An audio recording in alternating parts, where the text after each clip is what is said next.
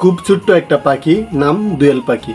হ্যাঁ, এই দোয়েল পাখি আমাদের বাংলাদেশের জাতীয় পাখি। আসলে রহস্যটা কি বা কারণটা কি?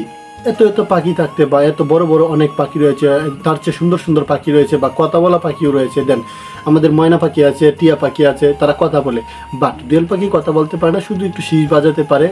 বাট কী কারণে দোয়েল পাখিকে জাতীয় পাখি করা হয়েছে? তো কারণটা অবশ্যই আপনাদের জানা দরকার। দেন দোয়েল পাখি ছোটো হলেও সে সর্বত্র পাওয়া যায়। আমাদের বাংলাদেশে, আমাদের এই স্বাধীন বাংলাদেশে সব জায়গায় সর্বত্র, শহর থেকে শুরু করে গ্রাম পর্যন্ত, এমনকি শহরের আনাচে কানাচে, অলি গলি বা গ্রামের পুকুরের দিঘির পাড় সহ বা নির্জন জায়গা, বন, যে কোনো জায়গায় এই দোয়েল পাখিকে পাওয়া যায়।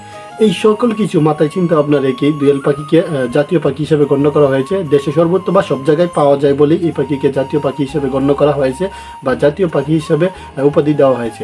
বাট আরও কি কত সুন্দর সুন্দর পাখি রয়েছে, গুগু, ময়না, টিয়া, শালিক, অনেক পাখি রয়েছে। দেন সব পাখির মাঝে দোয়েল পাখি সর্বত্র বা সব জায়গায় সর্বস্তরেই পাওয়া যায়, যার ফলে দোয়েল পাখিকে বাংলাদেশের জাতীয় পাখি হিসেবে গণ্য করা হয়েছে।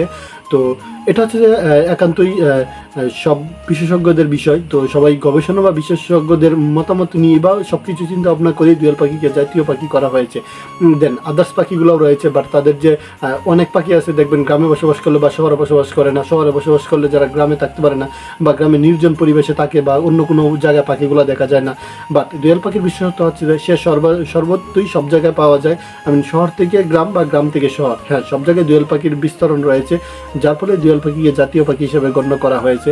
তো অনেকের মতো ধারণা করা হতে পারে বা অনেকে চিন্তা করতে পারে, দেন দোয়েল পাখির চেয়ে ভালো পাখি বা সুন্দর পাখি রয়েছে আমাদের দেশে, তো সেই পাখিগুলো কেন আমাদের জাতীয় পাখি হতে পারলো না? এটার কারণটা হচ্ছে এইটাই যে সেই পাখিগুলো যে জায়গায় অবস্থান করে, বা টিয়া পাখির কথা উল্লেখ করি, টিয়া পাখি নির্জন জায়গায় বসবাস করে বা বন জঙ্গল একটু অগোছালো জায়গায় বসবাস করে। বাট সে শহরে থাকতে পারে না বা মানুষজনের মধ্যে থাকতে পারে না বা কোলাহলের মধ্যে থাকতে পারে না, যার ফলে টিয়া পাখিটা সাবজেক্ট বাদ। এরকম সব পাখি সব জায়গায় পাওয়া যায় না, আর যার ফলেই টিয়া পাখি বা দোয়েল পাখিকে জাতীয় পাখি করা হয়েছে। দোয়েল পাখি সর্বত্রই সব জায়গায় বা গ্রাম শহর বা আনাচে কানাচে, গঞ্জে, বিশেষ করে শহরে বিল্ডিংয়ের ছাদে কোনায় কোনায় দোয়েল পাখি পাওয়া যায়। তো সব কিছু মিলিয়ে এইসব করে বিবেচনা করে দোয়েল পাখিকে জাতীয় পাখি করা হয়েছে। তো আপনার মতে দোয়েল পাখিকে জাতীয় পাখি করার হিসাবে আপনার কীরকম ভালো হয়েছে বা আপনার কীরকম অনুভূতি অবশ্যই কমেন্ট করে জানাবেন। আর এরকম নিত্য নতুন ভিডিও বা আপডেট আমি আপনাদেরকে অবশ্যই দেওয়ার চেষ্টা করবো। আশা করি আপনাদের ভালো লাগবে।